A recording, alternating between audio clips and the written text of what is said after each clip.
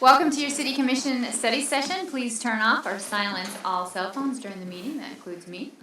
Meetings are televised every day on Channel 2 and at 6 p.m. and midnight, and they are always available for your viewing pleasure on YouTube. Tonight we are going to start with a workforce partnership. I see you back there. You want to come on up? Just getting my phone on silent.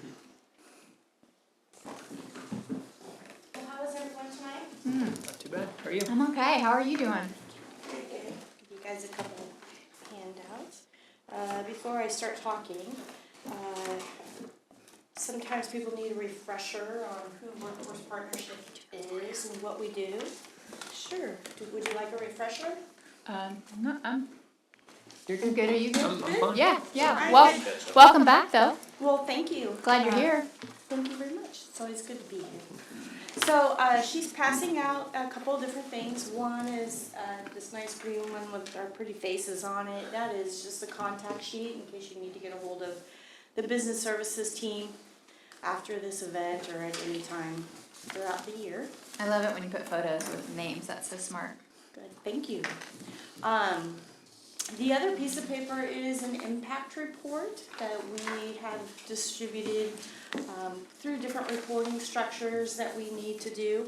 And the first side, this side right here, this side is like overall what we do and the impact that we're making. So with our WIOA funding, how we're spending those funds and how they go out and how we're impacting the economy in the area. The other one is the economic impact of that. Below it is our engagement. As you can see, the program completers with WIOA. As a reminder, WIOA is the Workforce Innovation Opportunity Act. It provides funding for individuals who have barriers to employment, to gain skills, to get them into a career. Our goal is always to try and direct people towards a high-wage, high-demand career. So one of those in the state of Kansas, of course, is a CDL driver. So WIOA funding a lot of times will help offset the funds for someone to get their CDL license. As you can see, we've served over 16,000 job seekers. We've served over 1,000 employers combined with Wyandotte, Leavenworth, and Johnson County. We're always looking to increase that number. Our services are free for employers as well as job seekers. We held over 338 job fairs in the Tri-County area, and we had over 2,700 people attend those job fairs. And of course, we're always looking for ways to get the word out to individuals who are seeking that opportunity for employment. You can see here that we have a couple other kind of programs, one of which is RespectWorks, which we're working closely with reentry individuals, those that are justice involved. That grant, we served 165 job seekers. One of the individuals that worked really hard with that is in the back. She wants to raise her hand. And of course, you can see that we had a 75% employment rate with that. RespectWorks was taking people anywhere from 3 to 6 months before their release, starting to work with them, get them ready for the workforce, and help them transition upon release into employment, finding transportation, housing, etc. We also do a K-12 work-based learning program. We have 2 business services people on our team, Sloan and Daniela, that work closely with all of the school districts in that Tri-County area.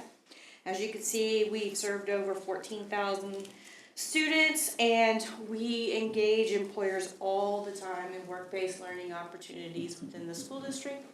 I know even the Leavenworth School District is trying to find ways to have opportunities for students to leave their school day, go to work, gain some real work experience, even in internships, that kind of a thing. And so we work with all the school districts to kind of help develop that with the employers. As you can see, our WIOA performance, the employment rate, and everything is right down there as far as that goes. We do also help employers create registered apprenticeship programs. A lot of people don't realize that we work closely with the Kansas Office of Apprenticeship to help employers create that. We can be their intermediary and help track all of their people that are going through the registered apprenticeship program. And currently to date, we have developed 12 different registered apprenticeship programs. Honestly, that's an old number. We just had 2 that was approved this week, so that would be 14. Can you tell me where those 12 are? Yeah, they're all Or through. more?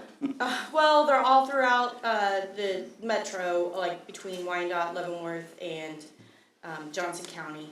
So we've helped develop the one that's nursing with the Midwest Health Association. We've also helped like Gibson Electric do theirs. We helped a company down in Olathe called Shark Appliance for appliance repair. Those careers go anywhere from 65 to 75K. So it's a wide variety of careers that we're working with, as well as diesel mechanic, different electrical ones, Sure. and we're working with down in DeSoto right now, maintenance tech for the large machines within manufacturing. So wide variety of career paths. Thank you. You're welcome. So on this side, this is our impact report just for Leavenworth County. As you can see, we've kind of compared it as far as the veterans that we've enrolled. As you can see, Leavenworth County, we had 53.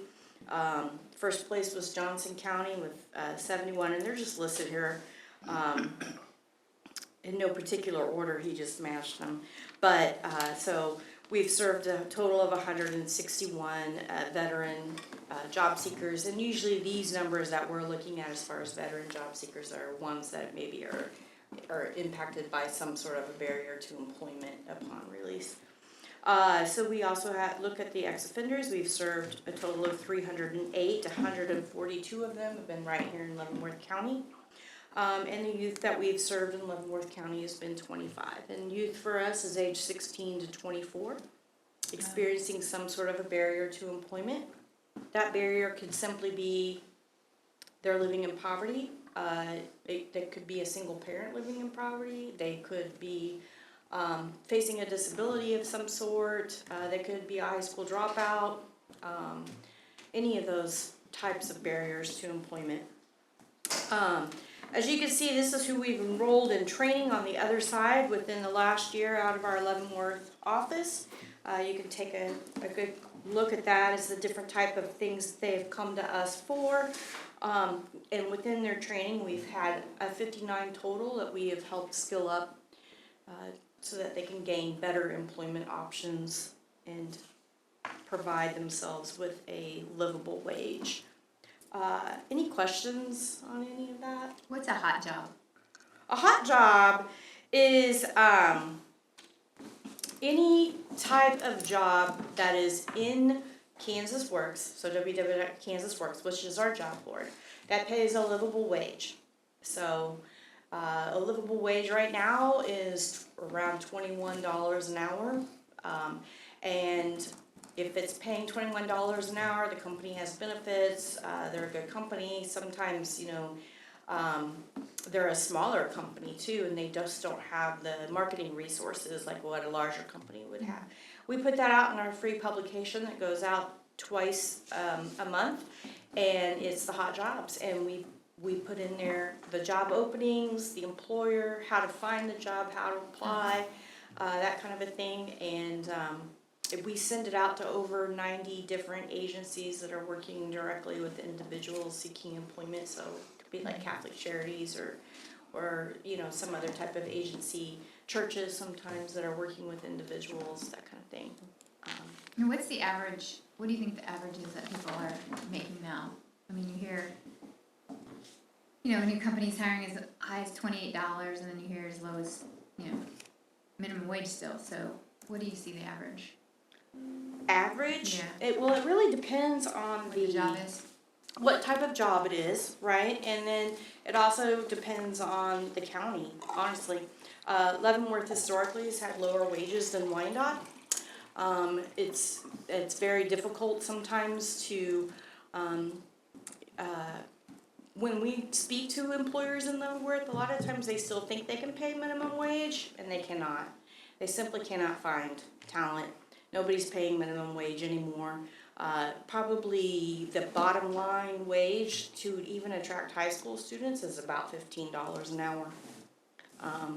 And from there, the living wage, 18 is about just right over the poverty level. So someone, single household making $18 an hour, they may need a second job to make ends meet.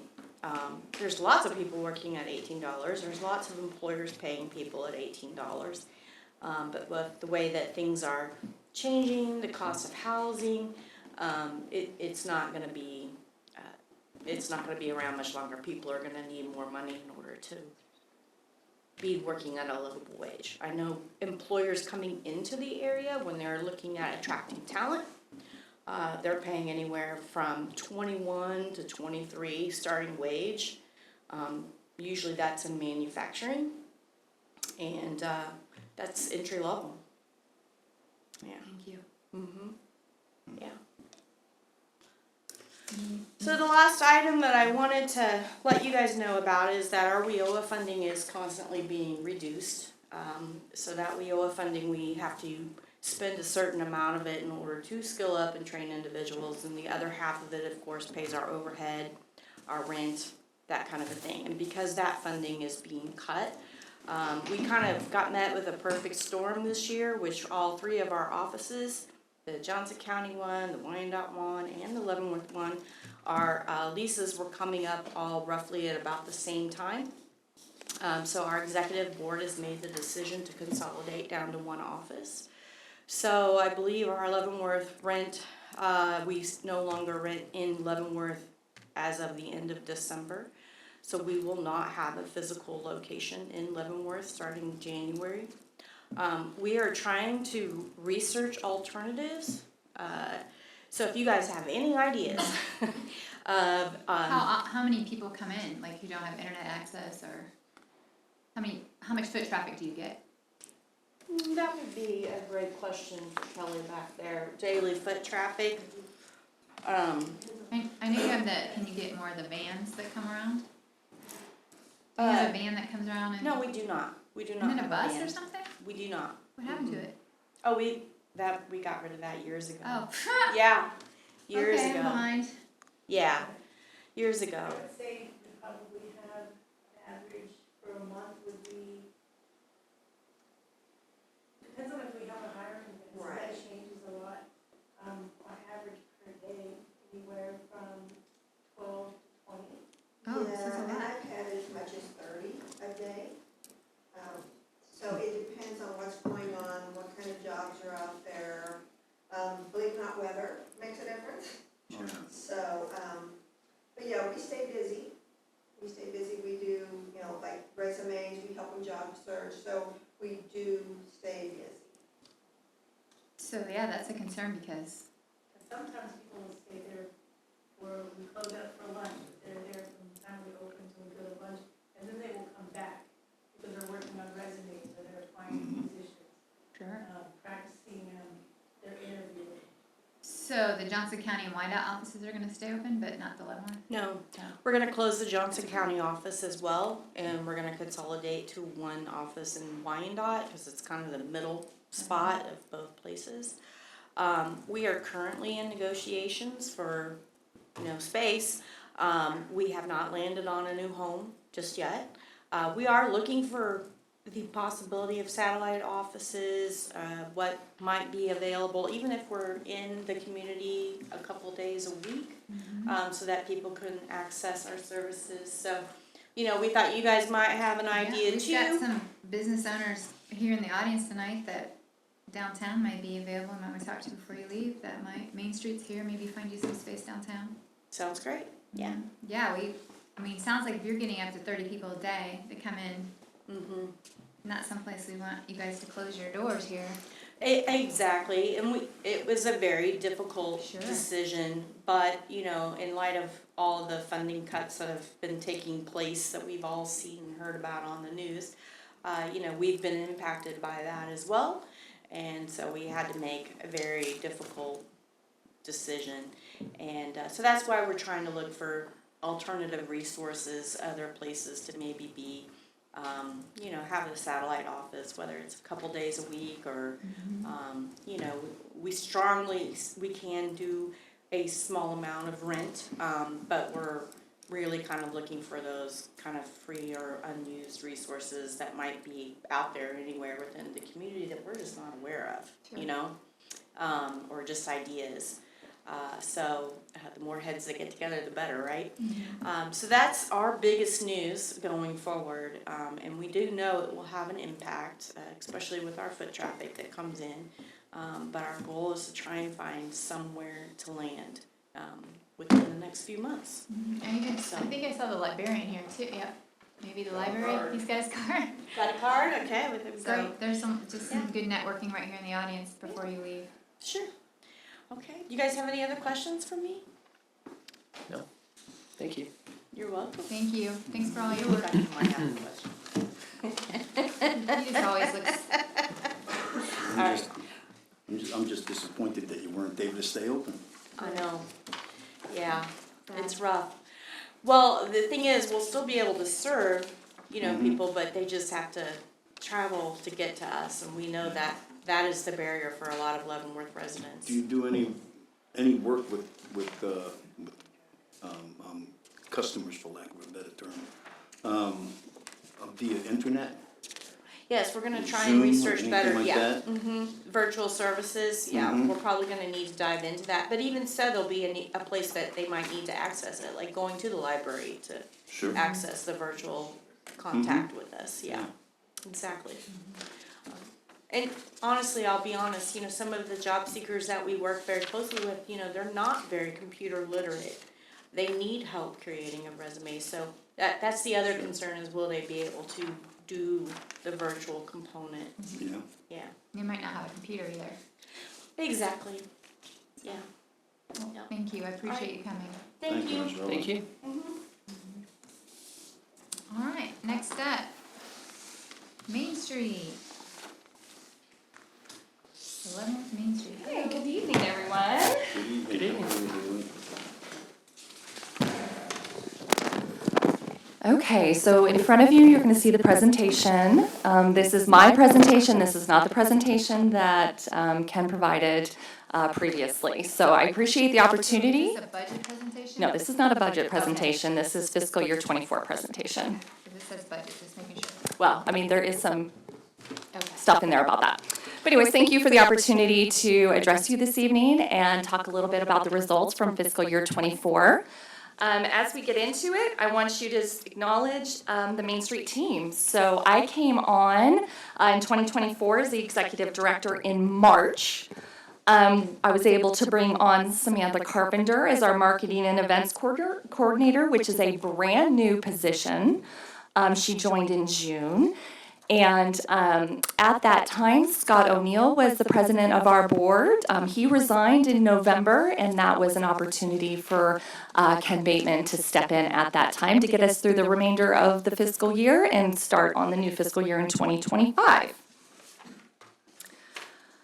So the future of Main Street depends on cultivating active, focused, effective leadership. And as you can see, we have a full board of directors that is representative of small businesses, of building owners, of financial institutions, and small businesses downtown. We also have 2 city appointees, Ron Booth and Kim Portillo. Kim doesn't start until fiscal year 25, but she's included on here. And then our ex officio members. And as you can see, Main Street operates on a 4-pillar methodology: economic vitality, organization, design, and promotions. And those are the chairs of those committees. We also partner with the community. So we partner with City of Leavenworth, the CVB, LCDC, the Chamber, Grow Leavenworth County, Fort Leavenworth MWR, and the Spouses Club. And we provide reciprocal memberships to Richard Allen Cultural Center, Leavenworth County Historical Society, and also Leavenworth Arts. So a little bit as we get into the results, we want to talk about what sets Main Street apart. There remains to be a lot of confusion about the role of the Chamber or LCDC or Main Street, and we are very distinct organizations that are separate from one another, but we are partners in economic development. So Main Street as an organization is the only organization that has a specific, informed, place-based mission. And what that means is we went out into the community, we asked questions, we got feedback on what they were looking for, and that is how we created our transformation strategies that led to the strategic plan. So that is what informed and specific means.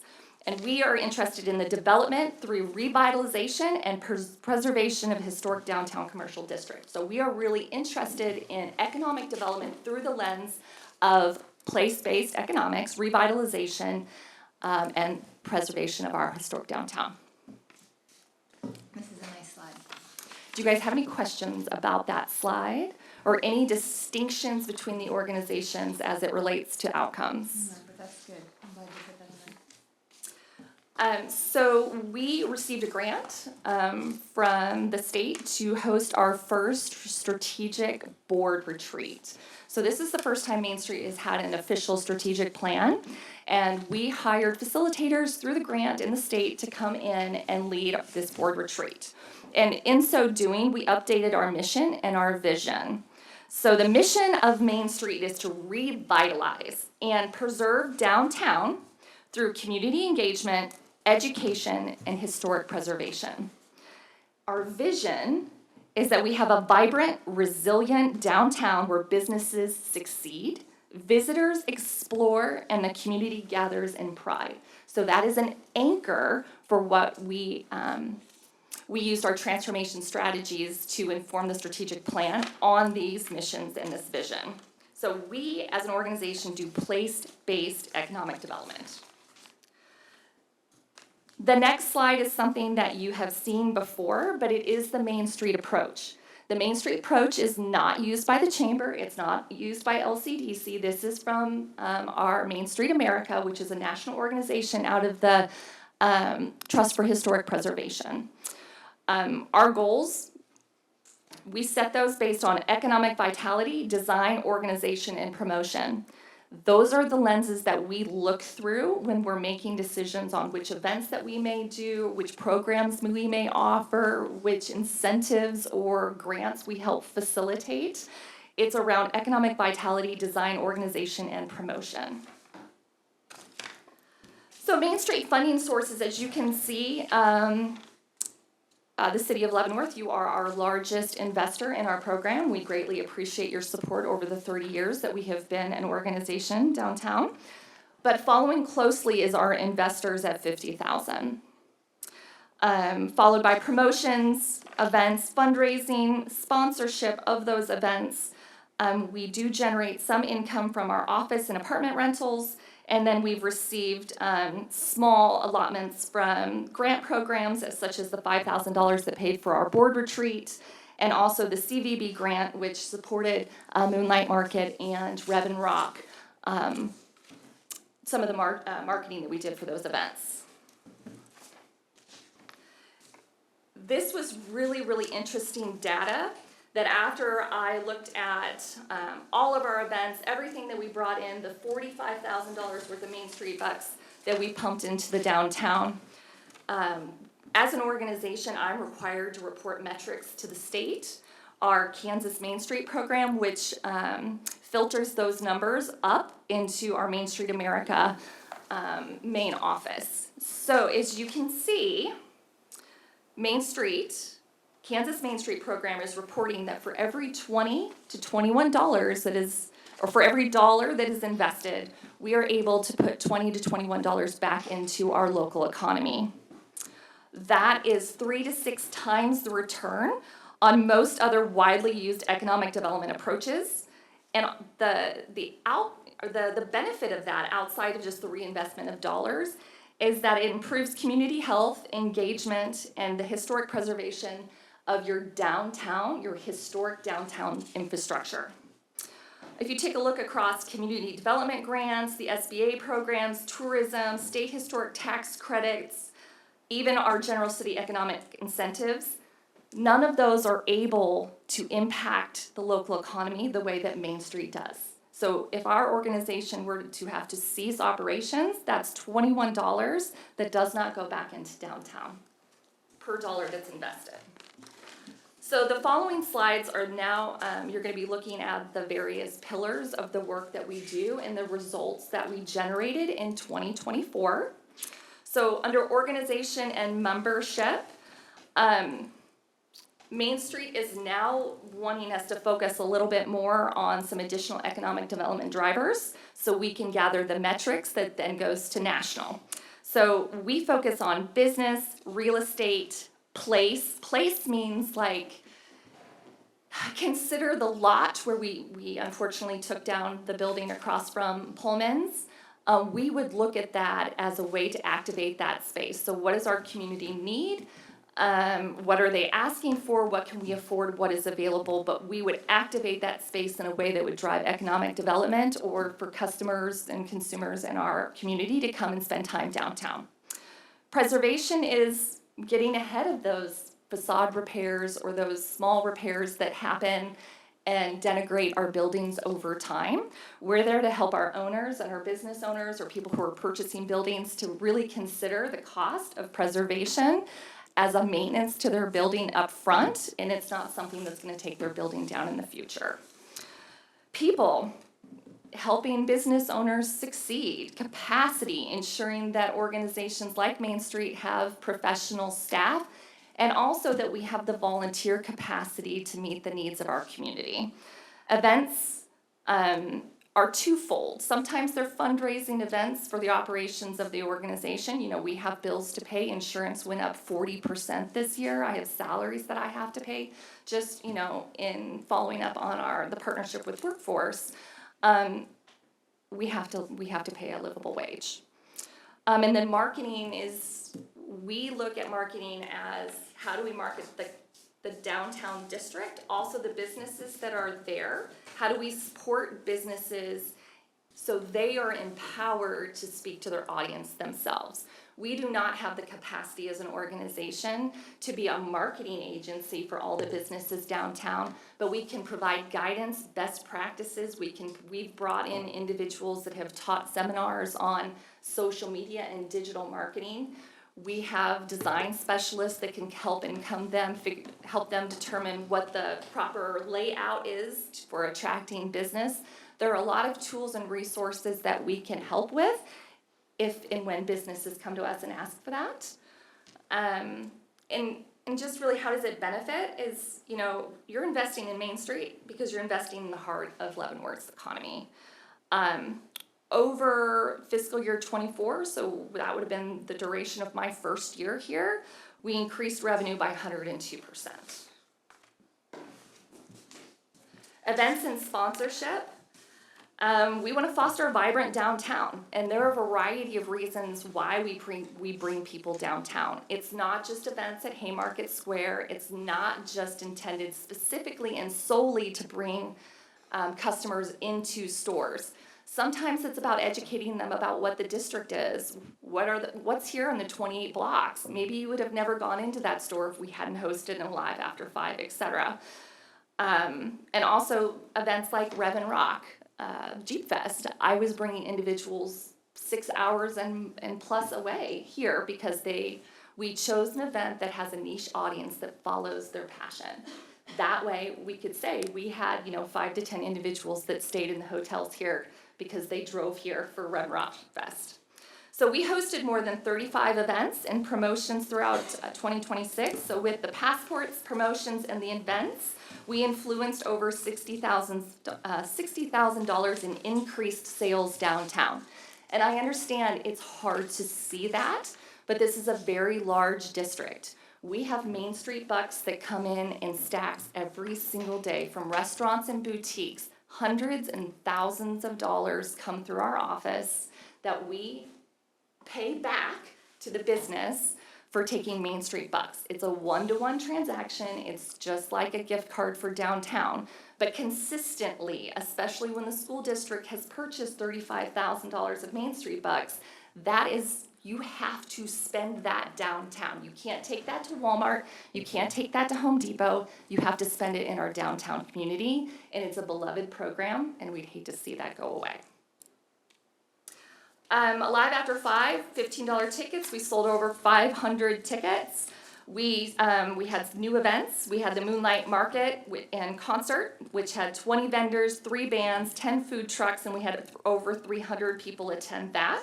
It was a brand new event, and I can say that we hosted the 2nd annual Moonlight Market this year, and we probably saw about 500 to 600 people there. So it is continuing to grow, and it is of service to our downtown. And like I referenced before, you have Rev and Rock Jeep Fest.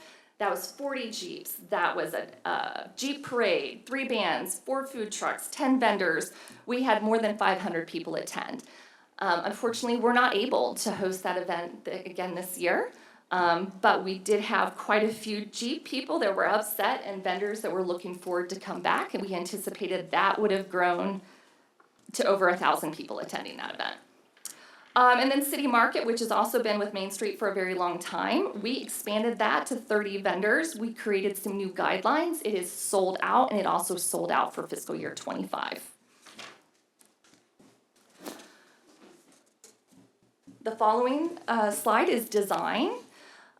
So we have a committee that works with us in Kansas Main Street to determine what are some of the projects that we can, one, afford, and also that's going to make foundational change, because that's what we're doing right now, is revisiting what our district needs, and we're looking at things that have to happen first that we can build off of.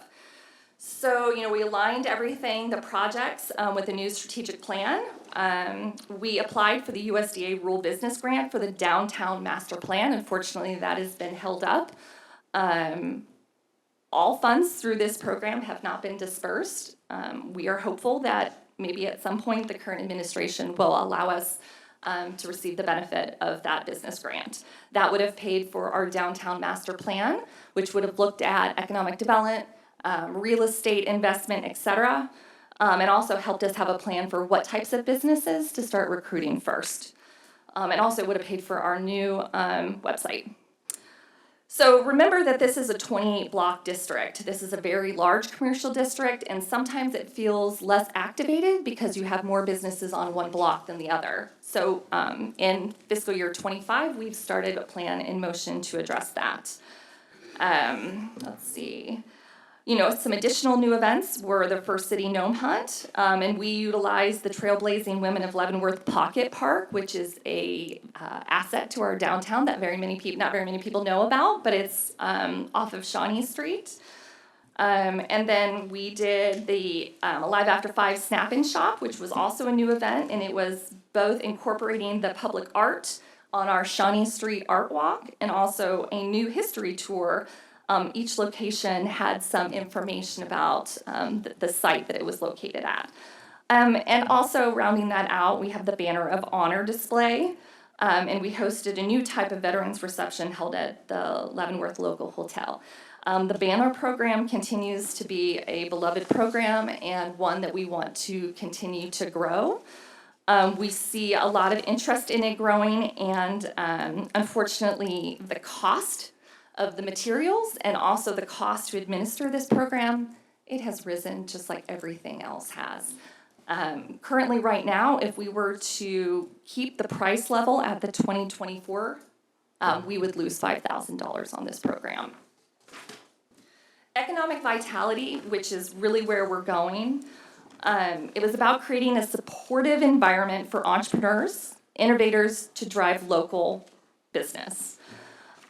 We have at our disposal something called the Solutions Catalog. So wherever you're at in business, whether you're just starting as an entrepreneur to a fully vetted individual that owns 3 buildings and 3 businesses, I have resources available to you, and I desperately would love to set up some meetings with individuals to come in and see what this catalog entails. It was new in 2024, and it was a massive undertaking by Main Street America to create a real-time reflective tool across all of those 8 categories that I mentioned earlier.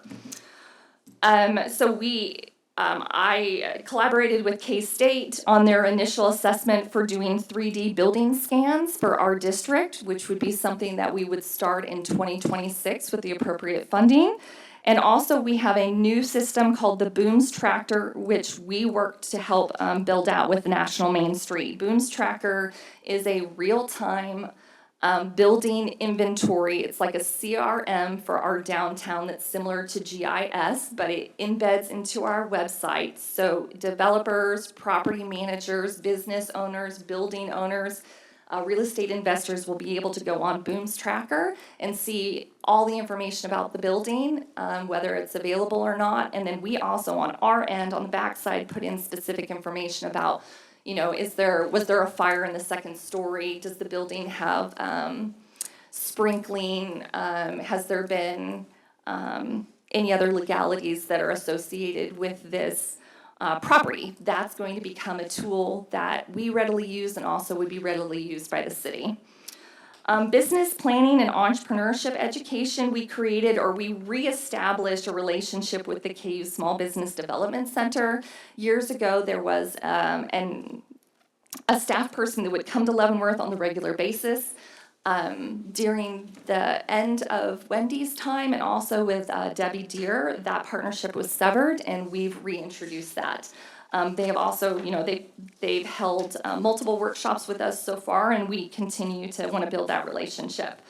When it comes to grants provided by LCDC or the City of Leavenworth, any new businesses that have come through or individuals that have questions about that, we provide printed applications, advice, and we help them fill them out if necessary. And then a big program that we offer is called the IWW loan program. So that is a 0% interest loan of up to $20,000 that is available to Main Street investors only. That program has been the backbone of many of the businesses that are thriving downtown. So over 24 businesses have taken advantage of this over the years, and this is what has paid for them to improve their facade, to purchase infrastructure, to purchase a new oven, or, we have individuals that are looking at this program right now to pay for elevators for the building or to support the installation of sprinkler systems. So it is a program that is used that has wide-ranging benefits. We got to really the heart of things with the Listen and Learn Summer campaign. That is something that started earlier in the year and wrapped up in October. We went out into the community because we wanted to actively engage through open dialogue, attentive listening, fostering an inclusive environment where every voice contributes to shaping a vibrant and thriving downtown. Every time we took this out into the community, that was our goal. We looked for a variety of different community partners. We took this to St. Mary's. We took this to the school district, to the high school with the new teachers. For me, it was about transparency, responsiveness, and building some trust, and also to hear what it was the community was looking for so I could write our strategic plan. How they participated, there was an online survey, there were in-person conversations, there were town hall meetings. We had an interactive banner project that went throughout the community where people would write a couple of words about either what they felt needed to be downtown, what they wanted to see, or also what they wanted to see less of. And as you look off on the right, these are the top 2 responses that fell into each of the pillars that we could address. So people are looking for more diversity in the businesses downtown, and we're addressing that by a strong economic vitality committee that's working on a development toolkit. And we're also, working with, I don't know if you guys are aware of the art exhibition we have going on right now in downtown in collaboration with the Historical Society. In so bringing that type of an experience downtown, we're also activating a leasable commercial space. We were able to do some renovations to the space that'll make it more attractive for the next tenant. So we are doing what we can in response to the current environment to bring in diverse businesses, and also look at what we can provide as an organization, but what also we can provide in leadership for the city and through the state is what incentives are actually going to fill vacancies and how do we actually support entrepreneurs. Design, people are looking for safer, more inviting streetscapes with lighting and also preservation of historic buildings, year-round, family-friendly, community-centric events to drive tourism and spending, a unified marketing campaign positioning Leavenworth as a regional destination, and we saw remarkable social media metrics that came off of Moonlight Market and Rev and Rock Jeep Fest. And then organization is kind of another word for membership, and we wanted to be transparent and have structured committees for community-led planning. And that's something that's really important for me to highlight here is Main Street has 2 staff partners, an executive director and a marketing coordinator. There is no additional support from the state. We do not receive any funding or support from national outside of when they provide things like Booms Tracker. We rely 100% on volunteer-led committees and groups to activate these priorities in the community. And we're all struggling to gather the same type of support we received previously when it comes to volunteers. But we have built out those committees. When I came to Main Street, those committees were not filled, they were not meeting, they were not active. We've turned that around. So at this point, I am here to answer all the questions you may have about Main Street from 2024. What is your strategy for filling the empty storefronts downtown? And I know All you these- need some help from us. Right. I mean, if we're talking about 2024, it was taking an inventory of what was here and building out that committee so we could write the strategic plan. Because as an organization, we have to have a plan that directs our path forward.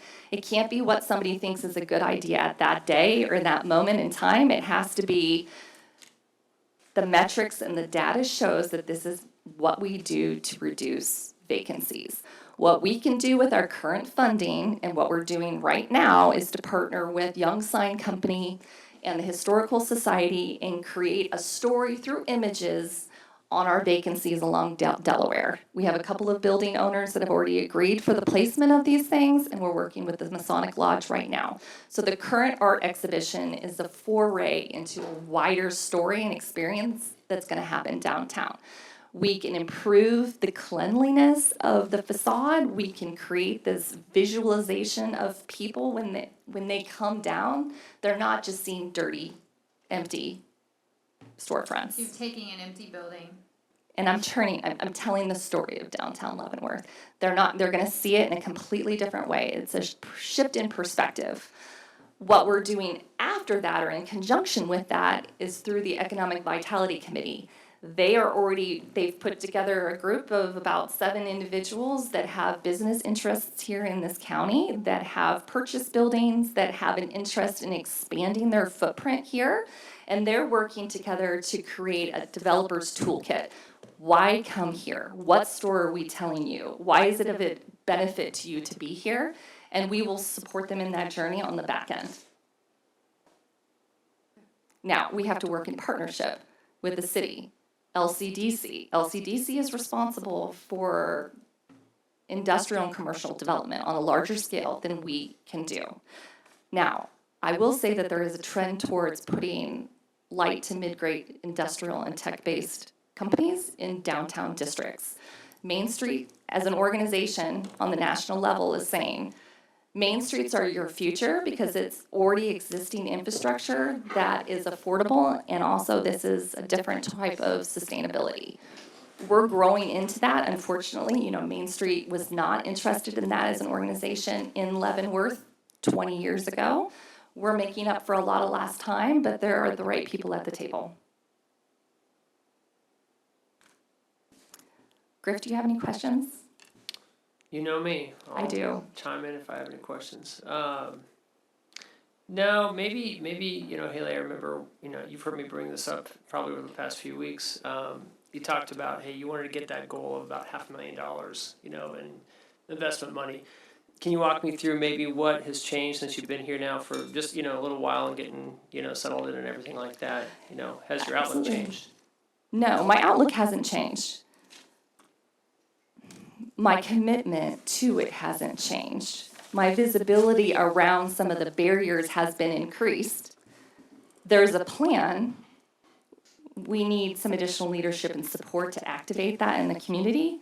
We have 28 blocks. We have infrastructure available. We are within the metro loop. There is economic development happening all around us on both sides of the state line. We can get there, but it has to be an orchestrated approach.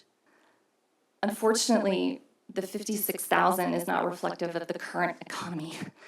The increase in my cost to manage my business alone, it's 40% for insurance. It's, our water and sewer bill has doubled, on and on and on and on. My tenants cannot increase the rent that they're paying. There's going to have to be a monetary investment up front to get us to that $500,000. And that's not $500,000 that goes into my budget. But to be able to grow to that, we're all going to have to work together on this. Yeah, no, I hear you on that. We definitely need to work together. Last city meeting,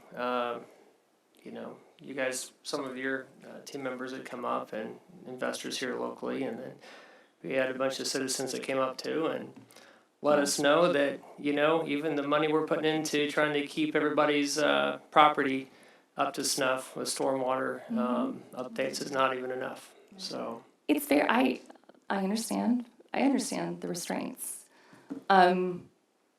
We brought forth a solution, and I would like for us to take a closer look at that solution. That was something that the commission put in place in 2018 for a reason. And I'm here to say that I have the bodies at the table. The timing is vital. My leadership is still here. We have a strategic plan. We have opportunity. We don't want any more lost time. Other communities are receiving significantly more funding, and the results show. Emporia is touted as one of the most successful Main Street programs in our country. They received an award at the last annual meeting, or the conference that I went to this year. He's coming here to help us. We have a lot of tools at our disposal. But if I have to sell a building and I have to fire my staff just to stay in business for a few more months, I can't see that leading to long-term economic development downtown. Haley, what's your plan to grow investment dollars outside of the city? Mm-hmm, absolutely. So my background is in corporate sponsorship. So I've done development for 22 years. Pardon me. It would be in partnership with LCDC that we look at how we better activate these corporate entities, and also which entities are in the county, in the area. I know we focus a lot right now on downtown specifically, but a thriving downtown is important for Fort Leavenworth. A thriving downtown is really important for our school district. It's how we attract industry into our community. We want to do our part to raise it up, to revitalize it, to make it feel like there's momentum forward that we can build off of, because that's sellable. LCDC can sell that. They can show the reality and the change. If we go the other direction, we can't. There's no ammunition I can give to my other economic development partners that shows that businesses should be moving here, investing here, and staying here. What I can say is, together with my board and in partnership with my other organizations, we can be much more active, and especially if we have a joint focus. If Main Street's focusing on events over here, but LCDC is focusing on, the development park, and the chamber is focused on networking, we're not leveraging the strengths of all of our collective organizations together. So I appreciate, Scott, that you're bringing this all to the table now. That's really been helpful. And Main Street will continue to refine where our lane is. There is support behind us. I don't want to see it go away. Do you see, and I don't want to put Scott on the spot, so that's not what I'm doing, Scott, but Put me on the spot. do you see the city being able to help out any more than just monetarily? Absolutely. We will partner with you completely. There will need to be an initial investment to right-size the organization to where we need to go, reflective of the current economy. I want to work with you guys strategically in alignment with the city's comprehensive plan, our strategic plan, and together we could put this downtown master plan together as well. The money, because we're so close to the edge, is what's most imperative to be able to maintain the momentum. But we're here completely to be on boards, committees, roundtables. We're at the table. Thank you. Absolutely. Thank you. Do you have any questions? Thank you. Thank you. Thank you, Michelle. Good presentation. All right, Camp Leavenworth update. Hello again. Oh, there you How are you? So good, How are you? so good. I'm gonna give an update, but I brought some friends to help me with Oh, my you did? update. I did. As you know, one of our headliners is the Gym Blossoms, so I brought them with us because They're they're here. gonna be The Gym hanging Blossoms out are here. around town. This is one of our marketing employees that will begin putting up in and around. Here, if you bring The it back city. here, we'll go on camera. Yeah. Oh, perfect. That's awesome. Yeah. I love it. So I'll just jump right into some updates on. That on- turned out great. On it, yeah. This is one of our marketing exciting. Okay. So just to kind of give you guys a little update since the last time I was here, we're looking really good at the food trucks. We've got about 8 already secured. We have 15 local makers and 9 regional makers, which is bigger than we had last So year. 15 and 9. 15 and 9, and we hope to get to the 20, so on the local. But it's more regional. And then the 8 food trucks was bigger than we had last year. We had a real challenge last year trying to get food trucks. We moved a weekend later. That hopefully helped us a little bit, and I think that's proved so. When we heard from the last time, we wanted some new activities, kind of what can we do to freshen it up and keep things fresh. We are, and also continue to engage with our local partners and how can we really engage the community and get them. We've met with the Carousel Museum and we're kind of working with them to provide tickets and rides for everyone that wants to come in. So we will actively promote on their patio this year and put all the children's activities and some of that up there. We're gonna put some signage that gives the little facts about the Carousel Museum. And then hopefully have our different partners handing out tickets to the carousel to go ride the carousel. So we think that's a good way to engage them because it's an activity on site. We don't need to be not encouraging people to go out. We've reached out to the chamber as well. We're working with them to help. Today we are looking to have the chamber chariot, which is a golf cart, a 6-passenger golf cart that they'll be driving, decorating, and kind of taking around downtown. So you can shop, you can eat, you can come to the festival, and we're just trying to encourage that. We're working with Main Street as well on ideas like that. We also are going to have a free water bar. It's a little bike that is cool water that you can get complimentary water out of. So we'll be giving bottles, or people can bring empty water bottles and they can fill up to keep people hydrated in September. So that's how we're starting to engage and activate with the local folks. Another local connection was the Leavenworth Claw. They're going to bring out some little claw machines and activities, and then an inflatable, and kind of engage with us that way and kind of help promote their business while bringing an activity to the city. So again, how can we get the local businesses to do that? What's a claw machine? What's that? What's a claw machine? A claw machine. You gotta ask every one of my children who play at it for hours. And if you go over anywhere, they're like the Yeah. claws where you can get the Yeah. little Yeah, things drop out. it. I've- Try to Yeah, grab most it. of those are like a vending machine, you know, put in Yeah. your money and then you can use Yes. the money. Yeah, so he'll bring out those Okay. and kind of do that. When you first said it, I was thinking, you're talking about Like, one of his machines. yeah, right. Well, you know what? Kids would like that too. So, and then we're working with the local pickleball courts and group that they're going to do a pickleball tournament. So we're going to have a few courts on site and kind of do pickleball. And then we're working with skateboarding group here locally that's going to do demonstrations all day. So during the day, you can really see, and they'll have activities. And who doesn't like to watch people doing some skateboarding demos?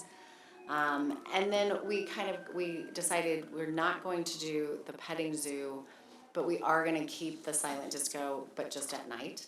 And we're going to put it across over by the little train depot station across the way to kind of pull people in different parts of the place. So we're excited to kind of just freshen it up, change things up.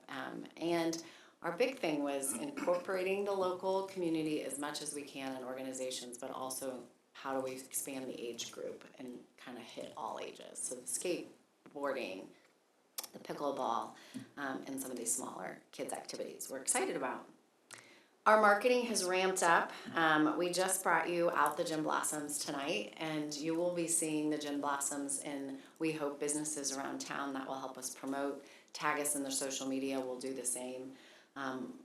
Erin on my team will be out here tomorrow doing some social media content at the pickleball tournament, getting some of that. With that, I just think it's important everybody to know that like we've really been focused, digital is where people are getting their information. So we've already had some pushes on that and already gained a few hundred followers on each of our platforms. So we're really excited about that. Again, switching up our marketing efforts, we are working with radio stations that play Gin Blossoms on a regular basis. So we're going to work with Mix 93 and 102. They're going to do ad programs, but also we're doing a contest to give away a few meet and greet passes to meet the Gin Blossoms. So we feel like that will help the marketing. The radio station will do that on an online portal that we're providing, and we'll give away some. And we're using some for sponsorship. So that leads me to my next question. We had a great meeting with Holly today, Mayor, and we are really focused on, by bringing in the Gin Blossoms and larger acts, we hope, A, we're going to bring in larger crowds, but we're also going to bring people and visitors to Leavenworth. To do so, we need to get money to help pay for that. So sponsorships is a big focus, and I look to everybody here to help us with that. Just emails today that we had with you of just, oh, I know them. It comes so much better when the mayor or commissioner can help us Yeah, email. we got good responses And we today. got great responses today already, and we can come up with the ideas all day. It's just we need the in and the connection. So if you have a business, even if it's like, hey, you want a couple tickets, we can put your name here and build a package for you. And so anything to just get that local engagement of those businesses would be great. Let's see. So did that work out well, just copying you? Perfect. Okay. So then we'll follow up. Okay. And just get those meetings set. So that's all it takes is just an intro email because they know a familiar person. Again, it helps when the mayor or commissioner is emailing them. They might answer a lot better than if Kelly's emailing them. So we'll build out those packages, fireworks, stage sponsorships. We'll build the best little picnic you want to watch the fireworks over, and it's all compliments of us. We'll build that for teams, for businesses, anything to just get them located and working with ideas on maybe it's an after party and their business can be the official after party, and how can we promote that on the LED screens that we have on site. So there's a lot of different ways businesses can engage with the festival, and we hope that they do. So we encourage everybody to do that. Let's see, what else are we doing? There's the text service notice, the city's texting service that we're going to utilize this time to get through Leavenworth County and use to announce to subscribers of that. let's see, Penny invited the CGSC class from Fort Leavenworth during orientation day, so we're kind of working on different opportunities. And Christy Lee from the Visitors Association and Christine Freshen, our race director, went out to Pear Day and ended up handing out 100 flyers, but more importantly, they had lots of one-on-one conversations with people about this is a great way to engage when you're new to the city and how do you come there. So we're seeing just lots of fun engagements. A little bit on the run updates. We're at 75 registrations already, which is a little ahead of last year. As everybody knows, people wait towards the end to watch weather to determine if they're gonna do it. So we expect probably about 250 people for the race this year. And we're always looking for you guys to be engaged in that and cheering on the crowds, giving them their medals, doing whatever we can to kind of engage with you guys to do some of that. Still have the crafty corner for the kids. Yes, so the LV Arts works at the Camp Crafty, and that's again another partnership where we really just try to get them to take it on, and they do such a good job to create an activity for the kids. We'll have a little bit with Home Depot to do a little activity. Yeah, we're really seeing a lot more just by engagements with, the Chamber or Main Street or some of these different ones just to kind of encourage them. We also did work out with a hotel partner. We think we're going to put that up online to help encourage people if they want to come and stay for the weekend. Yeah, so it's like a special, like for Yeah. $99 a night. Yeah, which it's is really, great really rate. good rate. One particular hotel? I think it's the two. It's the two, the Marriott's up at the gate. Oh, the ones Yeah. that, yeah. Yeah. I think, and then from what I've been told, Home 2 Suites is already sold out. They're full, I think, downtown. So that's really good.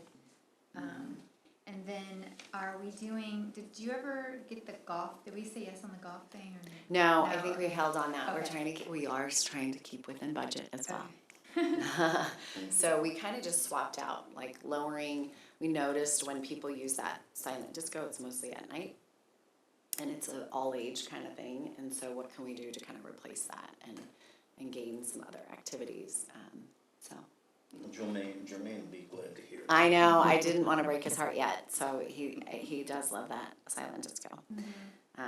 Yeah, So so the fireworks Friday. still have the fireworks on Friday.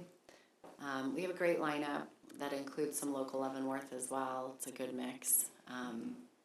So yeah, we're excited. It's gonna be a party. We hope everybody comes. And then don't forget to sign up. Yes. You want to introduce. We have given you guys that sheet to just sign up to introduce a band, let us know. Or if you want to greet people at the gate or at the run. I think I'm already signed up for that. Oh, perfect. Great.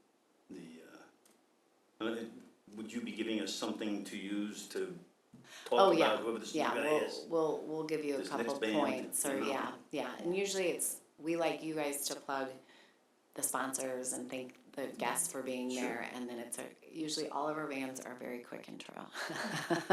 They just want to know who's playing and who's up next. That's not good, but You like a lot I of tend couple to start talking. good points, bullet points on them. Also, if you guys are up for it, I've tried to coordinate. I'm coordinating with Cheap Kitchens because in one of the songs, it's I'm gonna drive around this town and the cops chase us around, and we thought it'd be kind of funny if the cops chased the commissioners and did a promo for the song. So if you're up for that, let us know. We need 'cause some we're gonna social we media need some content. social media to try to get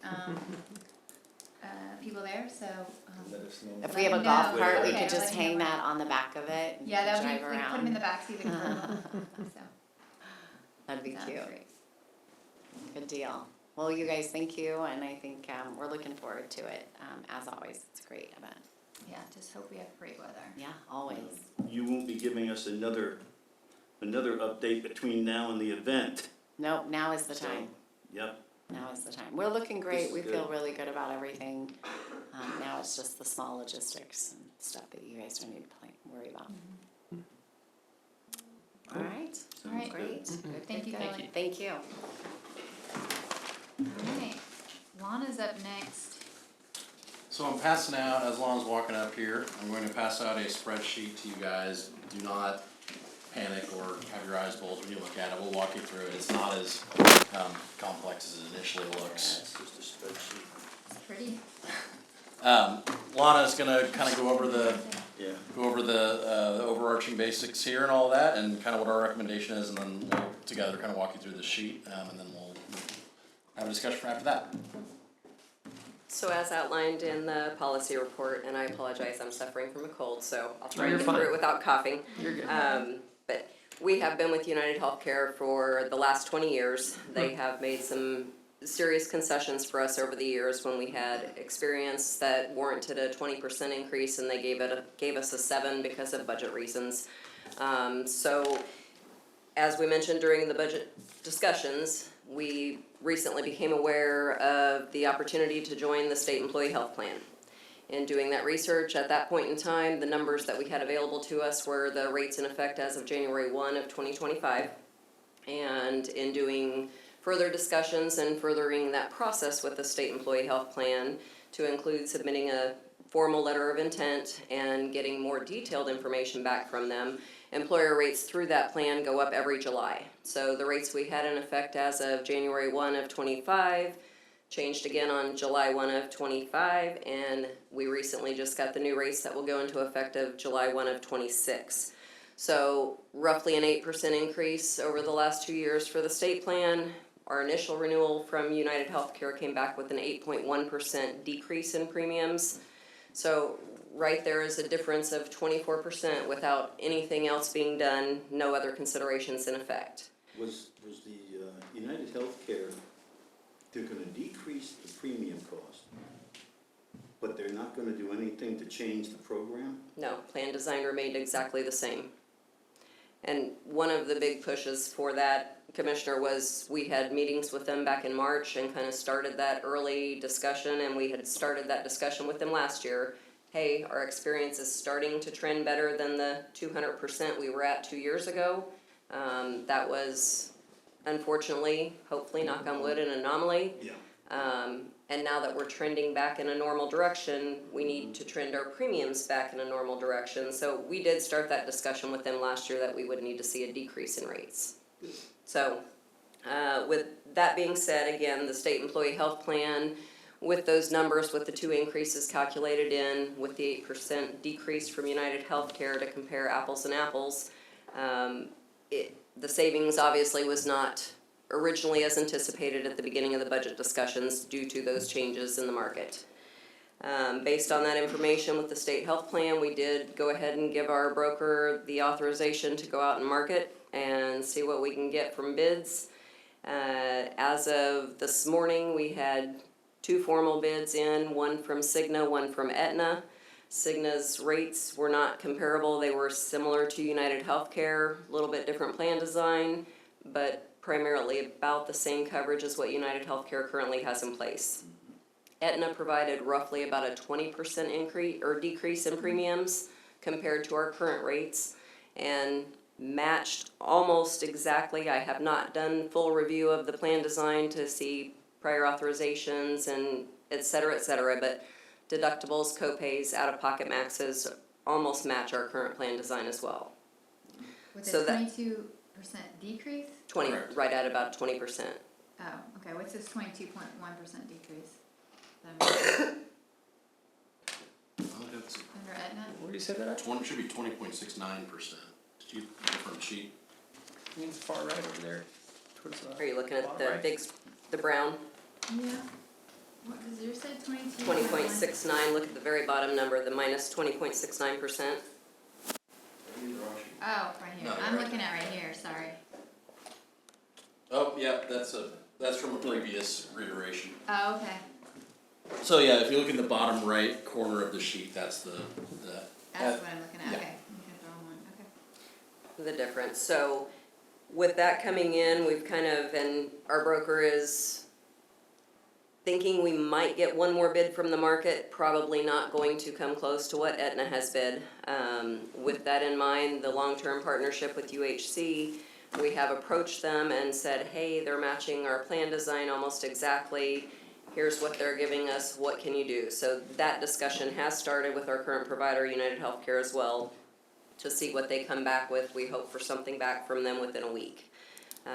Their underwriters obviously have to go through and crunch their numbers and do what they can to see if they can come close to matching that number to keep our business. Yeah, but it's all business, so It it's is. not gonna take that long. It is. So, yeah, when was the last time, we looked at Aetna?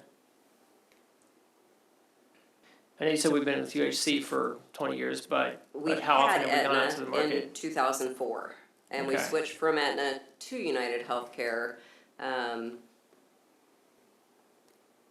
The market has changed, obviously, significantly. There's been more players enter and exit over the last 20 years. Have we had them come in for a bid when we've gone to market? No, we have not. Whether that was because of the fact that they were changing their strategy at that time and it wasn't a good fit for them. But I will say that Aetna is one of the carriers that is provided through the state employee health plan. Aetna and Blue Cross were the two carriers that offer through the state employee health plan. So the other thing that United Healthcare, as you can see from the yellow on the spreadsheet, United Healthcare did come back to try and somewhat mirror the state employee health plan, which provided roughly about a 10% decrease from our current rates. Again, about half of where Aetna is at. So right now, as it stands, we are waiting for potentially a bid from Blue Cross Blue Shield, feedback from United Healthcare on whether or not they can come close to matching the Aetna plan, and then doing full and final review of the benefit summaries that I just received within the last day or two from Aetna to review through some of the more behind the scenes numbers and processes through Aetna that would be different than what we have currently in place through United Healthcare. Dental and vision, dental is right now through Delta Dental, and we are in the second year of a rate guarantee, so flat renewal this year with no plan design changes, so that one remains consistent. We remain the premier dental plan that's available out there. 100% coverage for basic and restorative services, no deductible, no out-of-pocket, or no annual maximum incurred.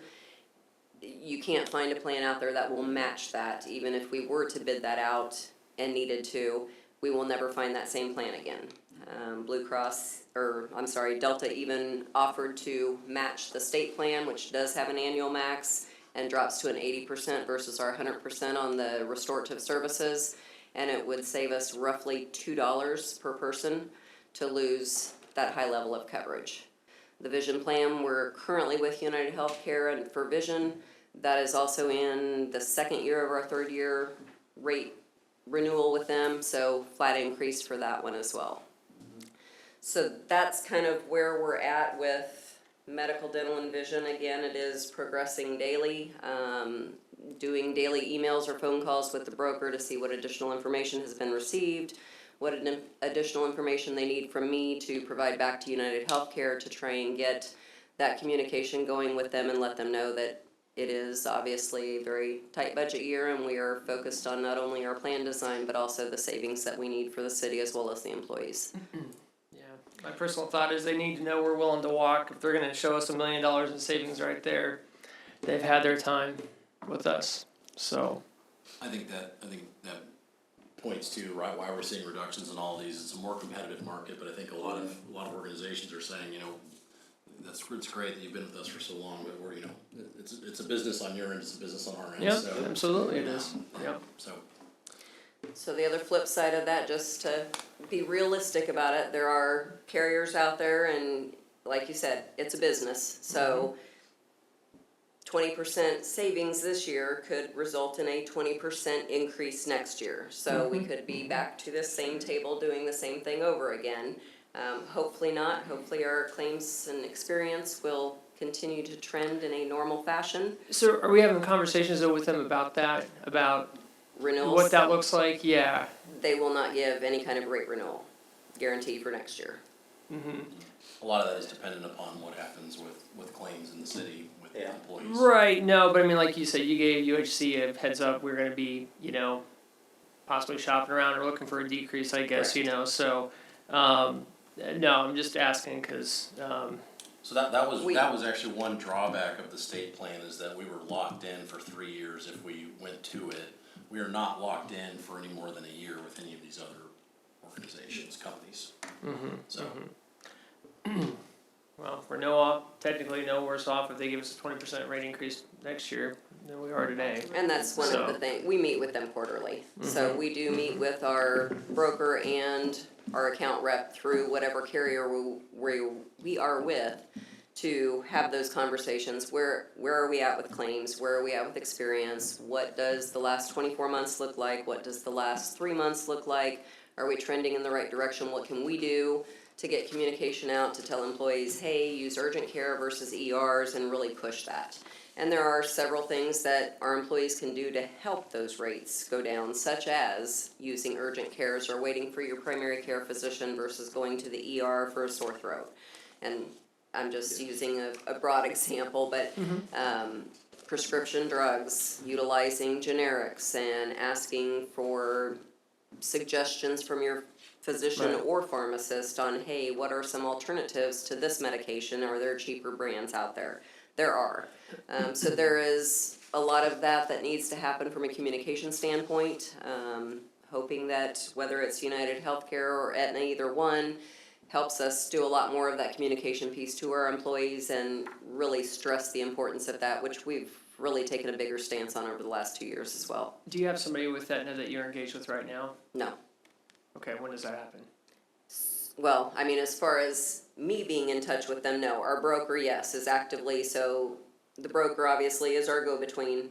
He is working directly with Sure. Aetna to get the numbers to review. He does an initial review of the plan designs. He sends me the information, I do my review, and we go back and forth with, hey, this is an issue, hey, this is what I found. So we have two sets of eyes on the same piece of information to go back to Aetna with. So But you yes, we don't- have open dialogue with them. I do not at this point in time. But you will before we make a decision? Yes. Okay, cool. So they usually assign us one account rep and one claims rep, is standard practice for a group our size. Cool deal. So, it sounds like you guys maybe have already navigated this chart, yourselves, but just in case you're curious, yeah, obviously we got the 5 plans here. The first 4 or 5 columns are the plan itself, so, as you'll note, as Lana already noted, the Aetna plan, which is what we're currently recommending, is near identical to our current healthcare plan in terms of coverage provided for the employee. So your average employee, well, most employees in the city, in terms of what they can expect to pay out of pocket, what their deductible are, all of that, office visits is almost identical. Obviously, Lana also mentioned they're gonna check on the back end to make sure there's not some glaring red flag there that we're missing, some landmine we're gonna step on in the future. But we do genuinely think we're talking pretty much apples to apples here. And as we mentioned, that's a 20% savings on the Aetna plan. We also did Lana and her team did some homework, and Aetna is pretty well in network in the area too. So we don't think that employees are going to lose network coverage, at least in this general area. Can't speak to where all employees live, but we think that the coverage is pretty broad there too. Finally, as it pertains to budget, we have already accounted for reducing the proposed mill levy increase that we had. Where did I have that sheet? There we go. Okay. So on July 14th budget meeting that we presented, we had proposed a 2.376 mil increase. With the savings, the recommended Aetna plan, we are recommending dropping that to a proposed increase of 1.142 mils. And that I have 1.649 1.649 mils. No, you have the right. as opposed to the original 2.884. You're correct. I was looking at the wrong number there. So yeah, 2.884 was the original from July 14th, and then down to 1. Point being, a little bit less than 1 mil reduction in terms of the total mil increase. And then with those additional savings with Aetna, we are asking you all to give us permission to go in and calculate employee pay raises with the additional funding. We think it'll work out to about 2 to 2.5% for every employee in terms of an increase. The reason we don't have that number fully set in stone yet, so with Aetna, the only kind of wonky thing we have with them is the way the savings works out for the employee premiums is an employee that is on a family plan would save significantly more than a single employee would on their premium, the way they have that worked out. So the finance department is doing some calculations to see if we can kind of balance those numbers out a little bit. So the single employee would maybe save a little more than proposed. The family, people on the family plan would save a little less, but still save. So in the end, the goal here would be not only would employees save money on their premiums, on their paychecks from health care coverage, but they would also get a 2 to 2.5% pay increase. If that makes sense.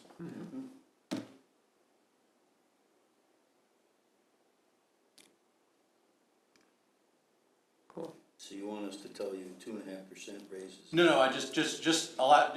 All we're That's asking you to very do is fluid right now. yeah. All we're asking you Yeah. to do is you're okay with the reduction in the mill levy increase, and then allowing us to use whatever Some money of is that. left for pay increases. And we at the staff level will determine what we can do with that money. But it should be about 2 to 2.5%. Anytime we can not pass anything to our residents is good. Right. Anytime we can lower it. I mean, you can take all of it into the mill levy and not do salary increases. We're not recommending that, but that is an option. So. Yeah. Good. No, I'm good with the salary increase, the pay increase.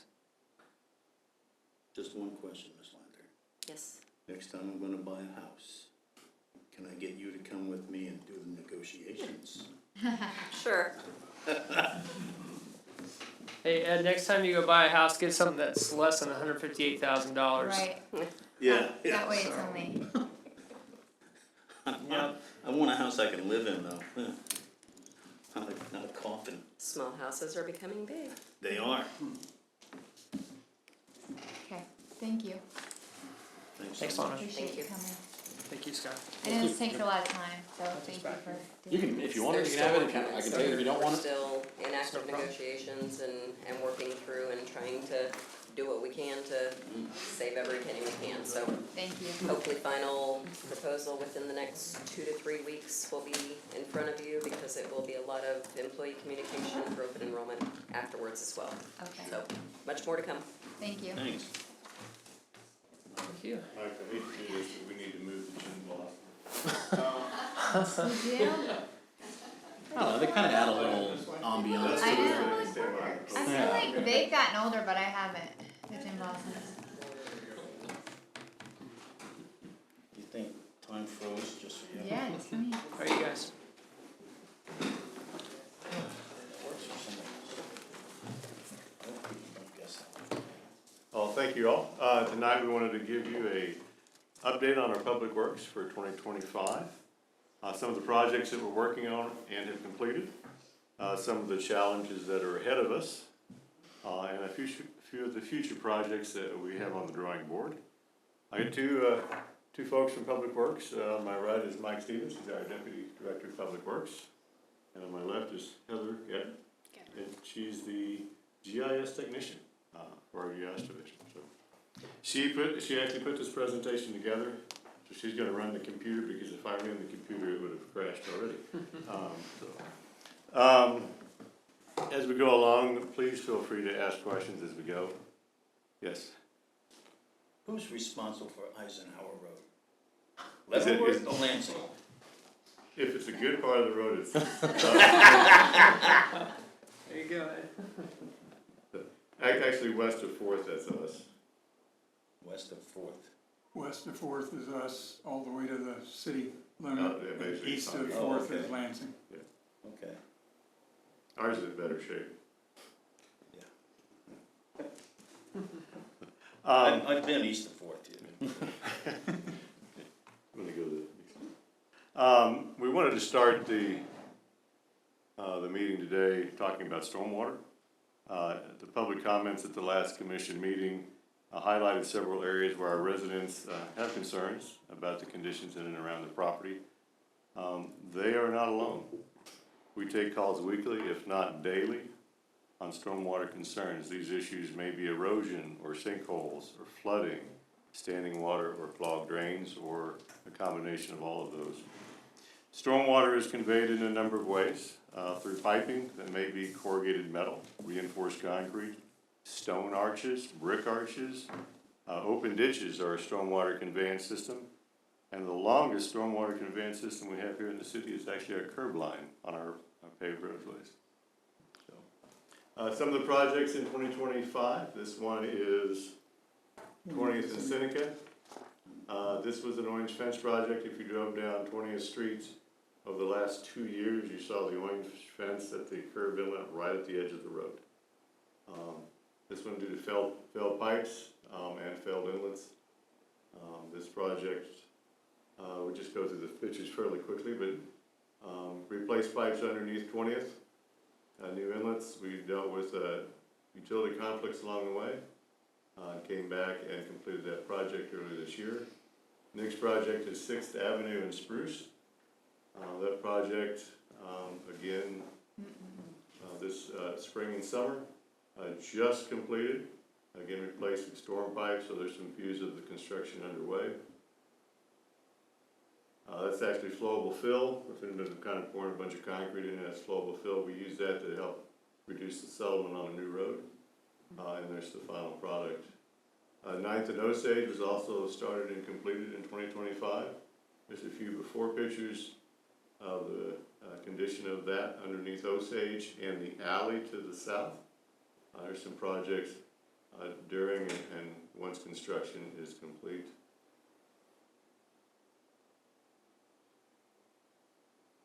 The last one I want to talk about is completed this year is the 500 limit. It's at the Guidance Center. If you go to the first picture, this was from Google Maps. This is a few years ago. Everything looks wonderful.